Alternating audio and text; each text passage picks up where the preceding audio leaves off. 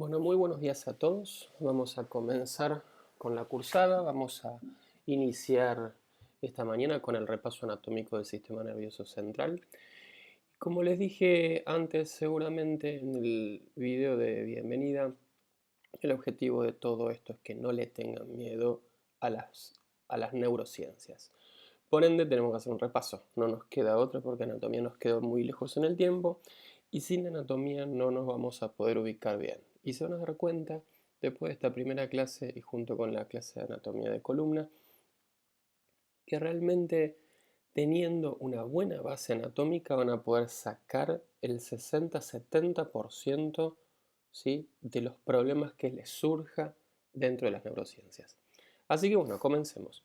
Lo que tenemos que comenzar es obviamente con nuestro querido cráneo, ¿sí? Una vista frente del cráneo, donde vamos a observar el hueso frontal, ¿sí?, las órbitas, ¿sí?, con el reborde orbitario, ¿sí?, el reborde orbitario del hueso frontal, la apófisis orbitaria del hueso frontal. Vemos que la parte inferior de la órbita está compuesta por el maxilar superior y por el hueso malar. Esos son los tres huesos que conforman, ¿sí?, el reborde orbitario. Vamos a ver, obviamente, ya se los mencioné, el maxilar superior, hueso malar. Tenemos acá, seguimos con el maxilar superior, maxilar inferior, ¿sí? Por dentro vamos a ver el esfenoides y los huesos propios de la nariz, ¿sí? Veamos que en este hueso, en esta vista de cráneo, podemos ver tres agujeros importantes del cráneo. El agujero supraorbitario que se encuentra aquí, el agujero infraorbitario y el agujero mentoniano. ¿Qué ocurre con estos tres agujeros? Por estos tres agujeros salen las terminaciones del nervio trigémino.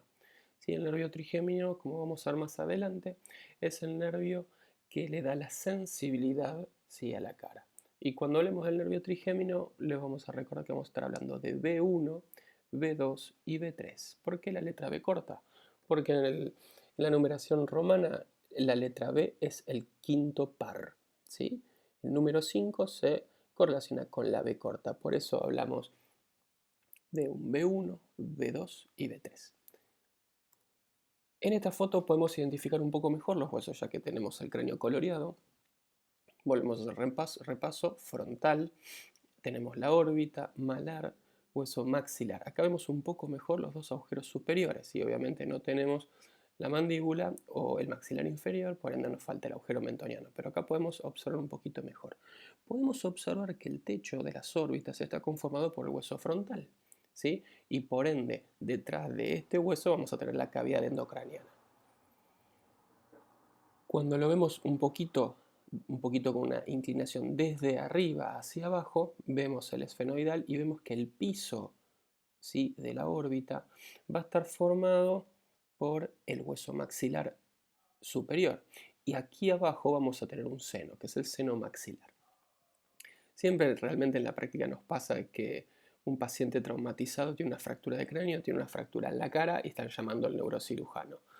No corresponde, pero bueno, van a tener que empezar a acostumbrarse los que sigan esta orientación y recuerden que en el hueso maxilar tenemos una cavidad nasal. Después nos vamos a ocupar un poco mejor de los senos. En la configuración externa, en la visión lateral, ¿sí?, acá tenemos tanto los huesos coloreados, como podemos ver el frontal como lo veíamos antes, el malar como lo veíamos antes, y acá entran el parietal, el hueso temporal, el hueso esfenoides que lo veíamos por dentro de la órbita. Bueno, acá vemos el ala mayor del esfenoides. Esta es la conformación del ala mayor del esfenoides. Y el occipital, ¿sí? Acá vemos también parte del esfenoides. Vemos esta barra que cruza y forma una fosa ahí adentro, que es el zigoma, ¿sí?, el arco zigomático, zigoma, ¿sí?, que va a formar, como vamos a ver ahora en la próxima diapositiva, una cavidad. Otros elementos importantes, el conducto auditivo externo, ¿sí? Aquí sí tenemos la articulación del maxilar inferior y fíjense la cavidad glenoidea que recibe el cóndilo mandibular está muy en relación con el conducto auditivo externo, incluso comparten la pared anterior del conducto, ¿sí? Es la cavidad glenoidea. Por ende, muchas veces hay fracturas en esta región, se fractura la cara anterior del lóbulo, perdón, del conducto auditivo externo y se produce una otorraquia, o sea, salida de sangre por el oído. ¿Y a causa de qué? A una lesión del conducto auditivo externo, no a una hemorragia que haya roto el peñasco y esté sangrando por los oídos, ¿sí? Esas son todas las menciones que hacen siempre los emergentólogos, los médicos que están en la guardia, que están todos alarmados porque sale sangre a través del conducto auditivo externo y muchas veces, la mayoría de las veces, es por una lesión en el conducto auditivo externo. En la próxima vemos una visión primero posterior, donde acá sí vemos el occipital, ¿sí? Lo que no estuvimos haciendo el repaso previo son de las suturas, que eso sí es importante. Por eso voy a volver a la diapositiva anterior, donde las suturas son estructuras que tenemos que tener bien en claro, porque una sutura va a ser la articulación de un hueso plano con otro hueso plano. Y esto sí lo vamos a poder ver en los métodos complementarios y lo que tenemos que hacer es saber que existen para no confundirlas con ¿qué? Con fracturas. Por ende, entonces, tenemos la sutura coronal que va a articular el frontal con el parietal. Vamos a tener la sutura escamosa o temporoparietal y vamos a tener la sutura, en esta se va a ver mejor, lamboidea, ¿sí? O parieto-occipital. La sutura sagital que vemos en este corte va desde la sutura lamboide hasta la coronal y va a articular los dos parietales. Entonces recordemos estas suturas porque las tenemos que ir a buscar, ¿sí? En los diferentes estudios que hagamos para no confundirlos con fracturas. En la visión inferior, ¿sí? Vamos a tener obviamente el maxilar superior con todas las inserciones dentarias. Acá vamos a poder observar lo que les comentaba de la arcada cigomática y la fosa, ¿sí? La fosa temporal. ¿Está? Por acá va a discurrir el músculo temporal superficial y se va a insertar, ¿sí? al maxilar inferior para poder lograr la masticación. No solo el temporal, también tenemos los pterigoides que van a estar a esta altura y van a ayudar a la masticación, ¿sí? Otras estructuras que vemos, esto es la parte inferior del peñasco con el agujero rasgado posterior, después lo vamos a ver desde la endobase. Esta es la entrada de la carótida, ¿sí? Aquí entra la carótida al segmento petroso. Este es el conducto, este va a ser el redondo, el oval y el redondo menor, ¿sí? Y estas dos estructuras que vemos acá son los cóndilos occipitales. Estas son las estructuras que van a articular, ¿sí? Con la primera vértebra cervical, que es el atlas. Por ende, esto es el foramen magno, por donde va a pasar, donde va a estar el bulbo convirtiéndose en médula. ¿Está? Esto que ustedes ven acá son crestas. Este es el inion, ¿sí? Uno de los puntos craniométricos posteriores, ¿sí? Que después, ahora cuando volvamos a ver un cráneo, les voy a mostrar la glabela, que es el otro punto, que es el anterior, ¿sí? Y acá tienen las inserciones de los rectos de los oblículos, la musculatura de la nuca que va a lograr la extensión de la cabeza. Saliendo del exocráneo y entrando al endocráneo, ¿sí?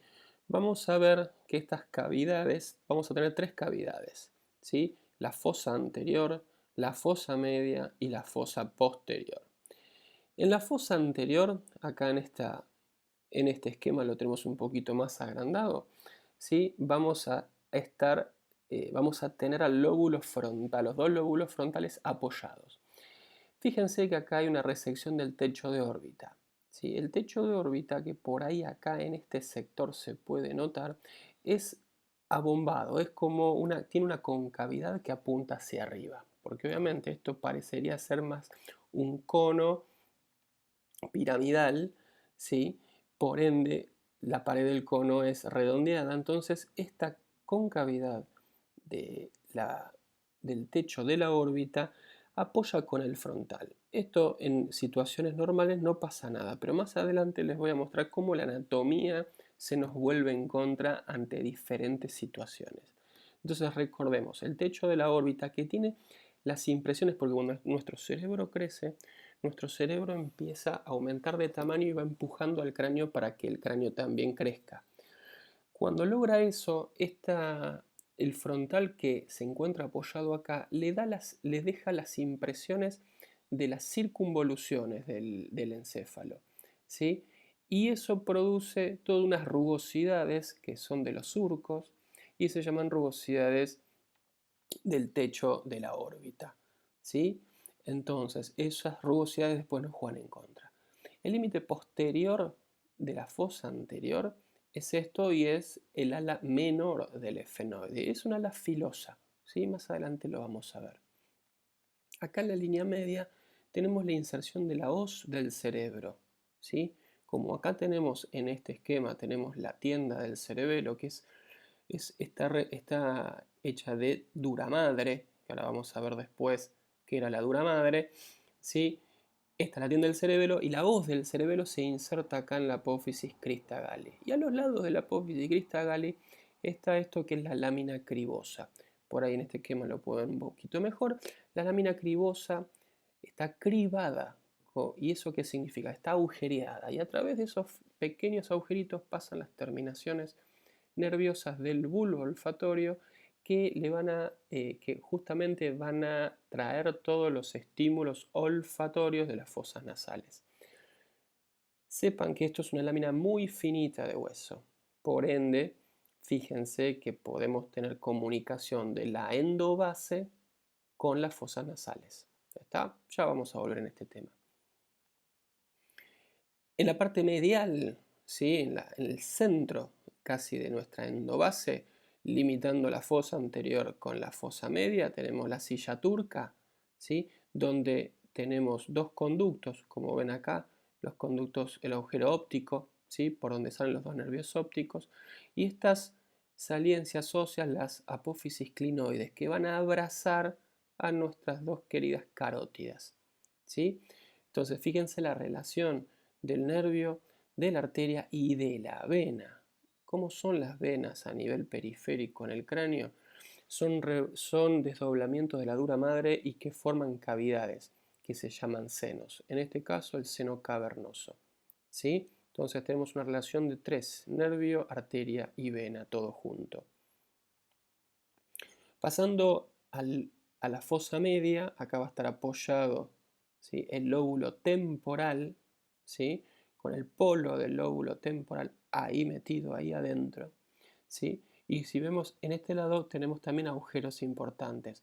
Vamos a tener la hendidura esfenoidal por donde van a pasar la rama oftálmica del trigémino, donde va a pasar el tercero, el cuarto y el sexto, hacia la órbita. Todos estos nervios tienen que ver principalmente el tercero, el cuarto y el sexto con la motilidad extrínseca del ojo, mientras que, como dijimos antes, el trigémino que vemos acá va a dar la sensibilidad de la cara. Fíjense que están todos juntos, entonces pónganse a pensar y recuerden que alguna patología en esta zona, toda la sintomatología que nos tiene que dar por la alteración de estos pares craneanos. Entonces vamos a tener el B1, como les comenté antes, saliendo del hendidura esfenoidal, B2 saliendo por el redondo mayor y la tercera rama, el B3, por el agujero oval. ¿Sí? Por el redondo menor que lo vemos aquí, va a entrar la arteria meningia media. La arteria meningia media va a ser la arteria que va a irrigar prácticamente la totalidad de la dura madre, porque se va a ramificar y va a entregar ramas hacia prácticamente toda la convexidad del cráneo.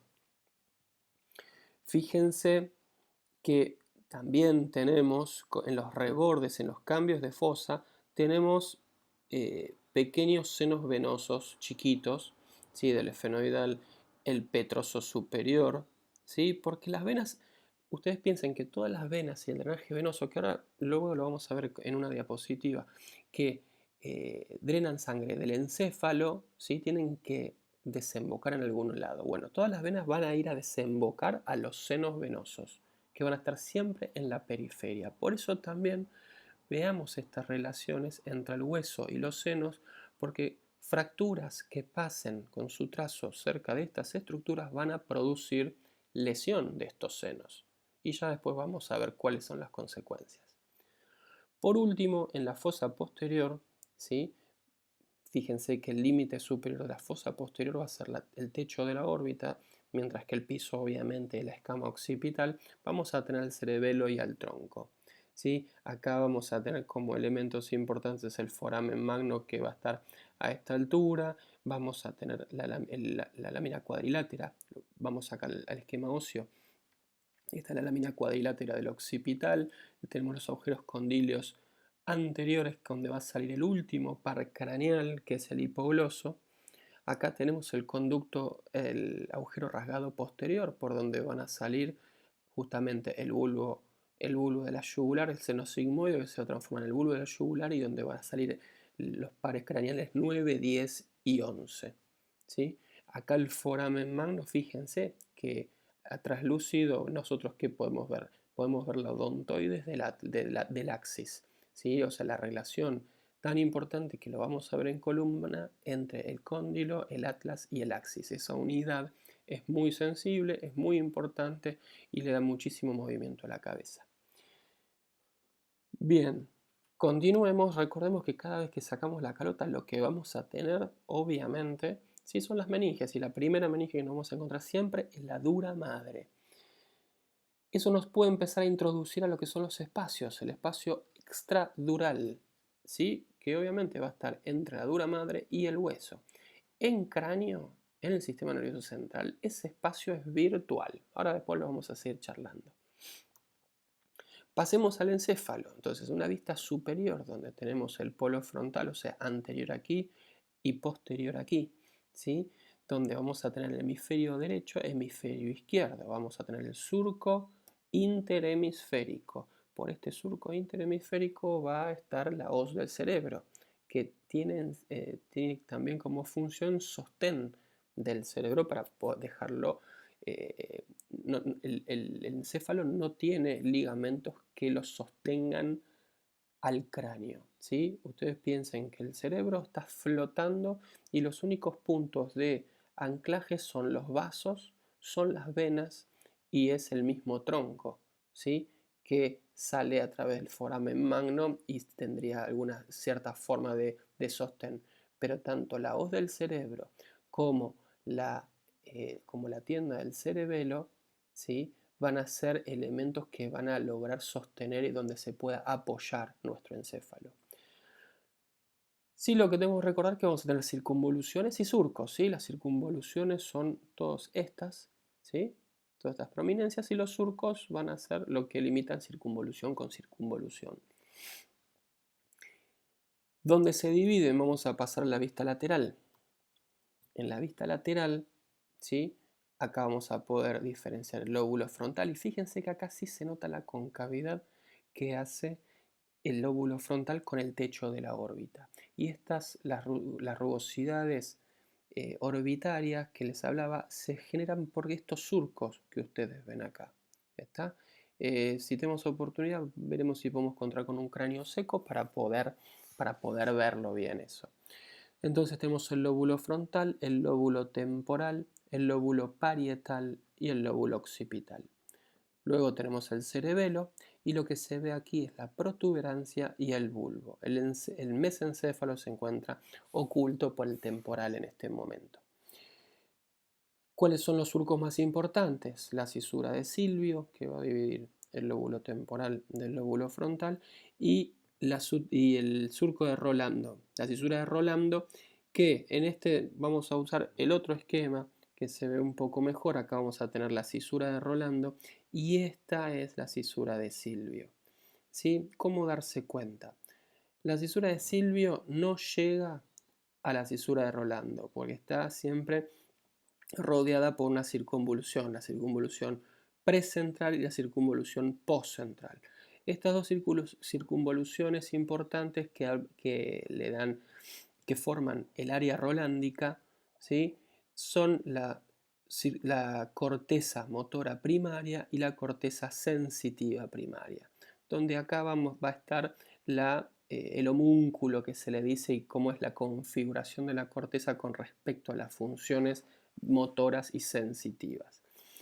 Fíjense que obviamente todas las arterias y las venas recorren a través de los surcos primariamente, mientras que las arteriolas pequeñas que ya se encargan de la irrigación pura sí pueden estar cruzando, pero los troncos de drenaje venoso o las arterias importantes que le van dando las pequeñas arterias de irrigación a las diferentes circunvoluciones van recorriendo los surcos, ¿sí? Acá tenemos mejor...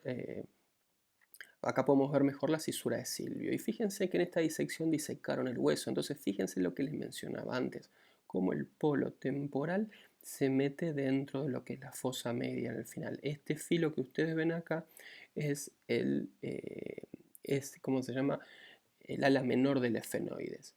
Y fíjense que acá tienen la órbita, ¿sí? Y como el lóbulo frontal también se amolda y se apoya en el techo de la órbita.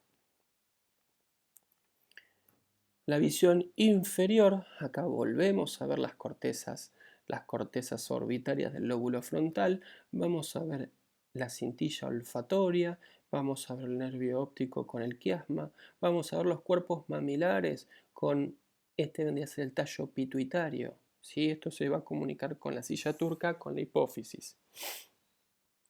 Aquí se puede ver el mesencéfalo con los dos pedúnculos mesencefálicos y la fosa interpeduncular.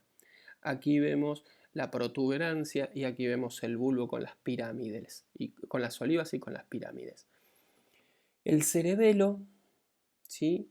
Que va a mostrar aquí al lado del bulbo de la médula ya las amígdalas cerebelosas. Y ustedes piensen que a esta altura nosotros estamos al nivel del foramen magno.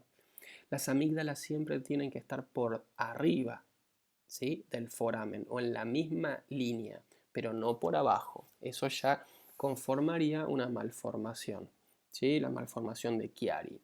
Eso posteriormente lo veremos. Bien, vemos la cara inferior, ¿sí? Del lóbulo frontal, donde les mostré que recién que el polo temporal se introducía ahí bien cerca del ala menor del efenoides y con el ala mayor del efenoide, que es la parte más profunda de esa fosa. Mientras que acá podemos ver la protrusión de lo que genera el peñasco. Fíjense que también le da cierta impresión, ¿sí? Como un montículo, ¿sí? Entonces, por ende, también pensemos la relación del temporal con el peñasco. Y si el peñasco termina acá, es acá donde se menciona la región del ángulo ponto-cerebeloso. Ángulo ponto de protuberancia cerebeloso. Esto, si trazamos, da un ángulo, ¿sí? Entonces, ángulo ponto cerebeloso. Y que va a estar en relación con el peñasco y va a estar en relación con estos nervios, ¿sí? Con el séptimo y el octavo, que es el facial y el acústico. Y como vamos a ver, va a ser sitio de origen de tumores muy específicos, como el neurinoma del acústico como principal. Si vemos una configuración inferior ya con vasos y venas, pueden ver como todos los surcos siempre están vascularizados, ¿sí? Prácticamente no hay ningún surco que no tenga una vena o una arteria, ¿sí? Y lo que vamos a ver abajo, que vamos a ver más adelante, es el polígono de Willis, ¿sí? Las dos carótidas y la arteria basilar, el tronco basilar, que van a formar el polígono. Después lo vamos a ver en un esquema un poquito más específico.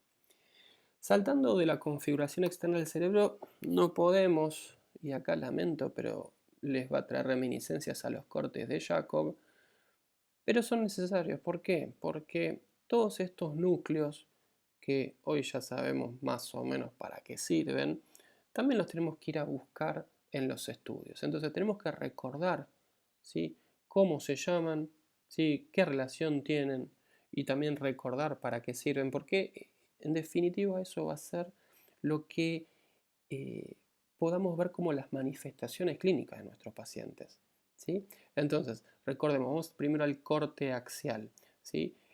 Estos son los ventrículos laterales. El sistema ventricular después lo vamos a repasar también. El sistema ventricular, recuerden que eran cavidades donde se genera el líquido cefalorraquídeo a través de los plexos coroideos, y los ventrículos cerebrales estaban conformados por los ventrículos laterales, que tenían una asta frontal, tenían una asta efenoidal-temporal, ¿sí? Tenían un atrio ventricular, ¿sí? Y después todo eso iba por el foramen de Monroe al tercer ventrículo, y a través del acueducto iban al cuarto ventrículo, que se encuentra en la fosa posterior. Tras este mínimo repaso, recordemos que en el asta frontal el núcleo gris que se encuentra aledaño es el núcleo caudado, ¿sí? Atrás del núcleo caudado, y también en relación con un ventrículo, con el tercer ventrículo, va a estar el tálamo, ¿sí? Entonces, ¿qué núcleos se encuentran relacionados con sistemas ventriculares? El caudado y el tálamo, ¿sí? El núcleo lenticular, ¿sí?, que se encuentra dado por el putamen y el globo pálido, no tienen relación con los ventrículos, ¿sí? Entonces, recordemos, caudado y tálamo relacionado con ventrículos, putamen y globo pálido no. Y todos estos núcleos están separados por esta sustancia blanca que es la cápsula interna, ¿sí? La cápsula interna va a tener vías ascendentes y descendentes que va a conectar los núcleos de relevo, que la mayoría se encuentran en el tálamo, ¿sí? Y van a llevar toda la información hacia la corteza para que se terminen de generar las vías. Tenemos otras cápsulas, la cápsula externa, la cápsula extrema, y luego tenemos esta corteza que es la ínsula. Es el lóbulo que se encuentra debajo del lóbulo temporal y el lóbulo frontal. Esta es la cisura de Silvio. Si nosotros la abrimos, nos encontramos la ínsula. Y esta cisterna, que es un espacio, ¿sí?, que se da en la aracnoides y que está llena de arterias, es la cisterna silviana. La cisterna es todo aquel espacio que se encuentra en la configuración externa del cerebro, que está tapada por aracnoides, ¿sí?, y es por donde fluye el líquido cefalorraquídeo. Si llevamos todo esto a este corte coronal, tenemos el núcleo caudado, no tenemos el tálamo en esta foto, pero sí tenemos un poco más el núcleo lenticular, que está compuesto por el putamen y el globo pálido. Y lo que vemos a esta altura es la comisura blanca anterior. Otra de las estructuras comisurales y mucho más importante que esta es esto, el cuerpo calloso, que va a comunicar, ¿sí?, un hemisferio con el otro. Aquí tenemos el surco interhemisférico, ¿sí? En el lóbulo temporal tenemos la parte más interna de los lóbulos, ¿sí?, donde está la amígdala y donde se encuentra el hipocampo, y esto a nivel anterior, ¿sí?, forman el uncus, ¿sí? El uncus se va a relacionar con el mesencéfalo, que vendría acá. Y ya después vamos a ver en qué situaciones se ponen muy en relación y pueden ser peligrosos.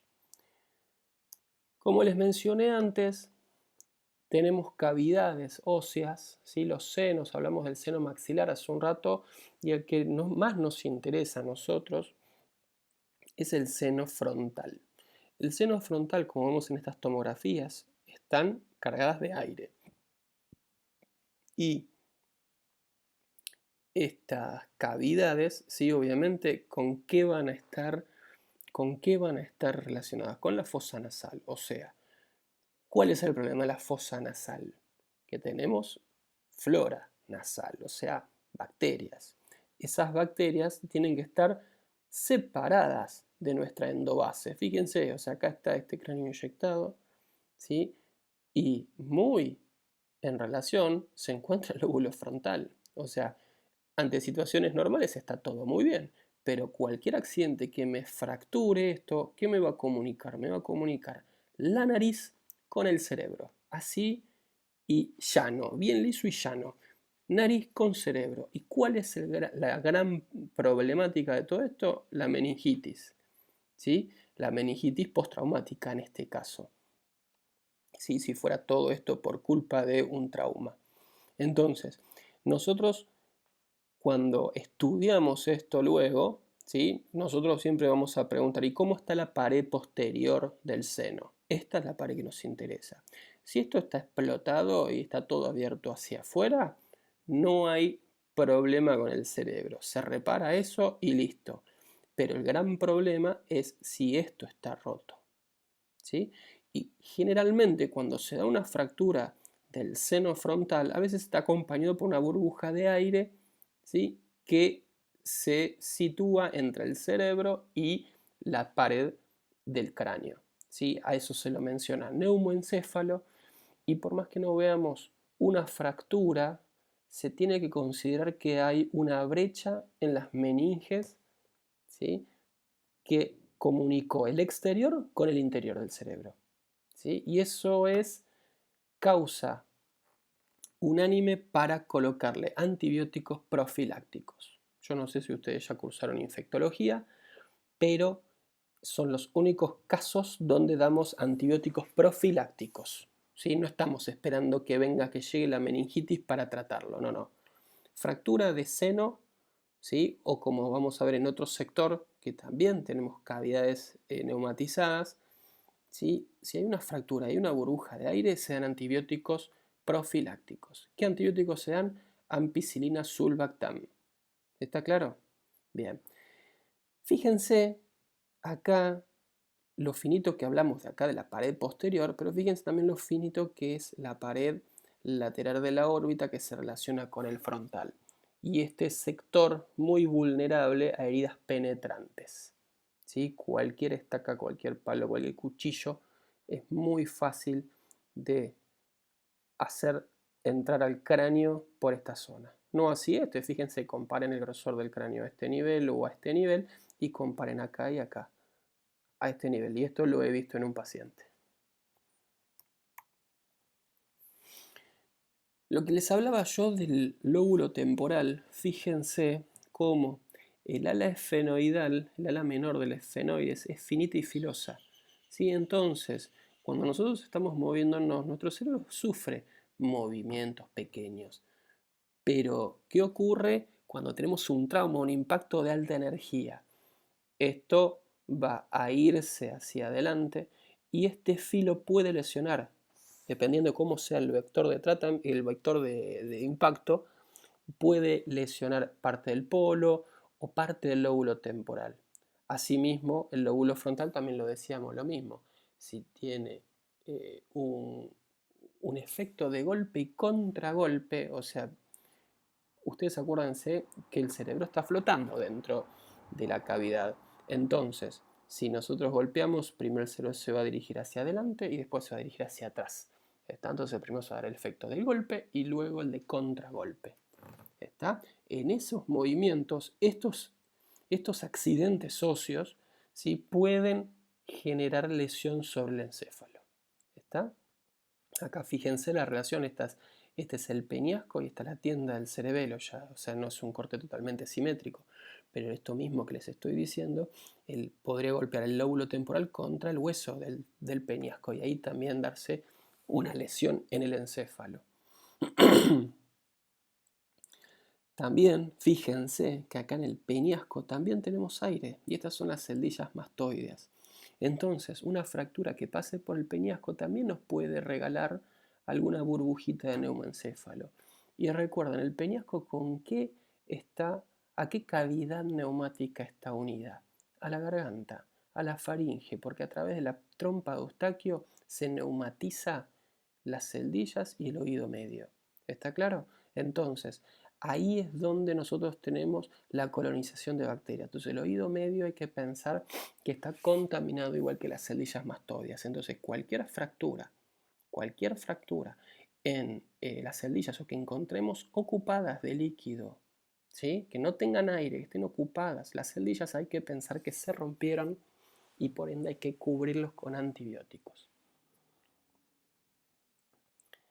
Ahora bien, lo que les hablaba, fíjense, la arteria meningia media les forma toda esta impresión en el cráneo que se llama hoja de higuera, ¿sí? Entonces, cualquier fractura, ¿sí? En esta área es el espacio extradural, pero ese espacio extradural es virtual. Pero ¿cuándo se hace real? Cuando se llena de algo, o sea, de sangre. ¿Sí? Entonces, ahí se generan los hematomas extradurales por lesiones de la arteria meningia media. Y yo les hablé antes del seno, ¿sí? ¿Ustedes qué creen? La arteria meningia media tiene presión, el seno venoso no. Por ende, ¿qué hematoma va a ser más grande y más peligroso? ¿El venoso o el arterial?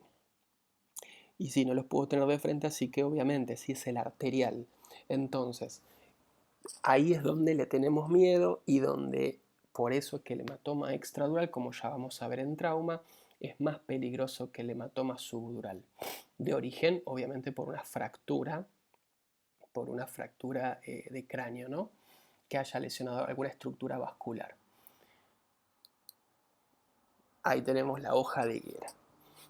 Justamente retomamos lo de los senos venosos, justamente hablando de esto. Fíjense, los senos venosos y principalmente los que no veíamos antes, el seno transverso y el seno longitudinal medial. Esos se encuentran bien en contacto con el hueso. El seno longitudinal superior o medial se va a relacionar con la sutura, y la sutura sagital nos los va a dividir en 3 tercios. Fíjense, esta es la coronal, ¿sí? Toda esta disección dejó las suturas, sutura coronal, sutura sagital y sutura lamboidea. Entonces nos va a delimitar el tercio anterior del seno, tercio medio del seno y por acá atrás el tercio posterior del seno longitudinal. ¿Qué axioma tenemos? Que cualquier lesión del seno sagital en el tercio anterior no va a traer ninguna complicación grave, mientras que cualquier complicación en el seno desde la sutura coronal para atrás sí va a traernos complicaciones, ¿sí? Porque esto va a producir una estasis venosa y puede traernos ACV por lesión vascular venosa. ¿Está? ¿Qué pasa con el seno venoso? O sea, todas las venas de la configuración externa del encéfalo van a drenar, ¿sí?, al seno longitudinal superior.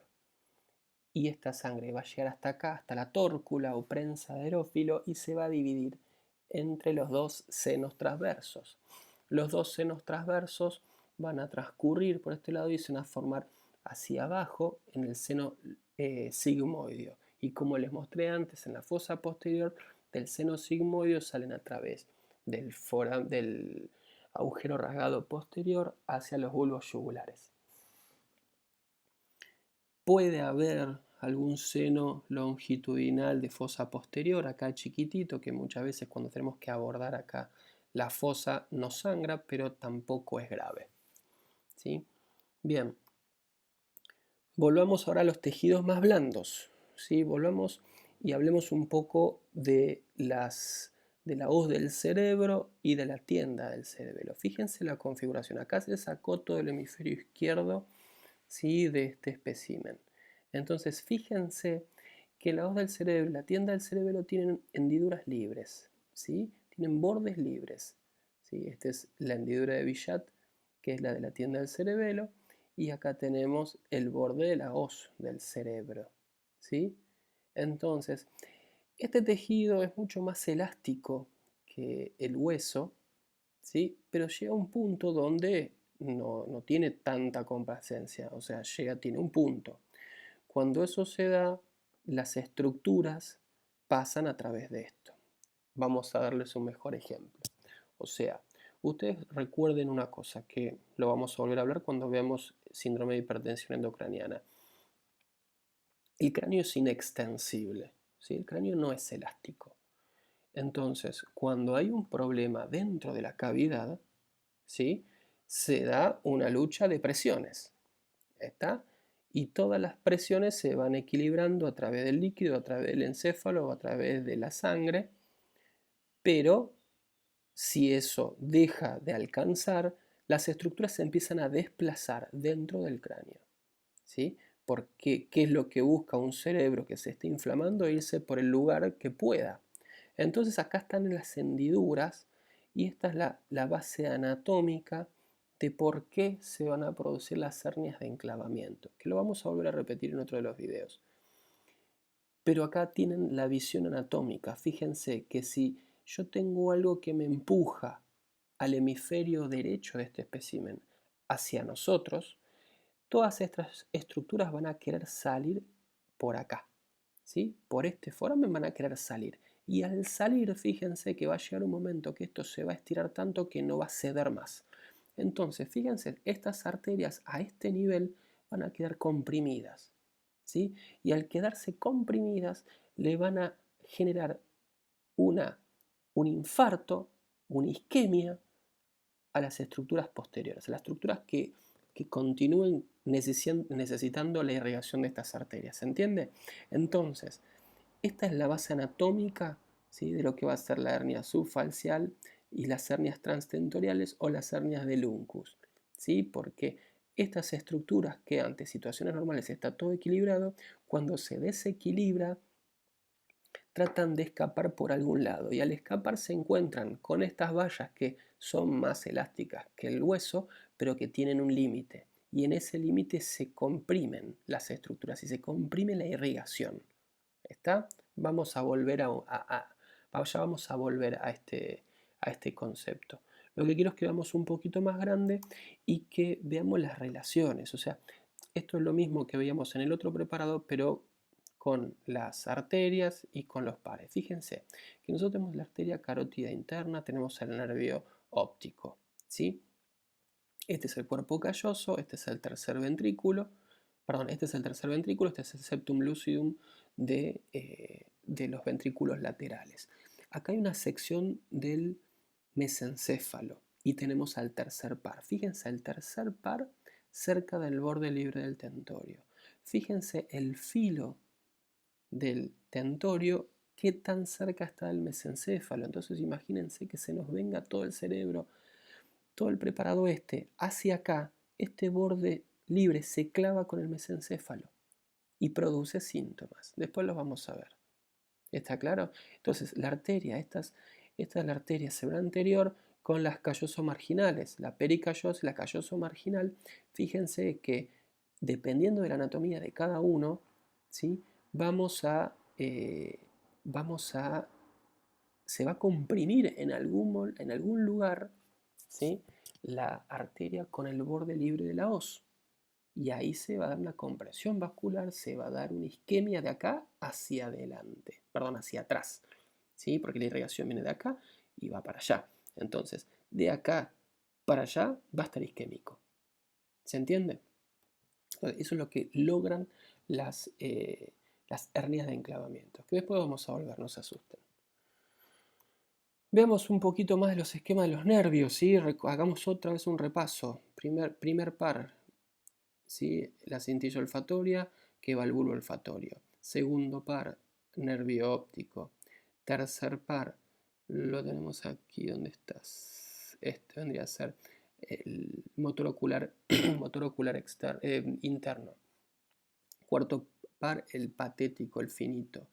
Quinto par, trigémino, ¿sí?, con sus tres ramas. Sexto par, el motor ocular externo, que es el que más recorrido extradural tiene. Ustedes piensan que sale acá del surco bulbo protuberancial y va a recorrer toda la lámina cuadrilátera y va a entrar al seno cavernoso a este nivel. Entonces el nervio es el par craneal con más recorrido subaracnoideo y por ende puede afectarse, ¿sí? Se puede afectar, pero ¿qué pasa? No es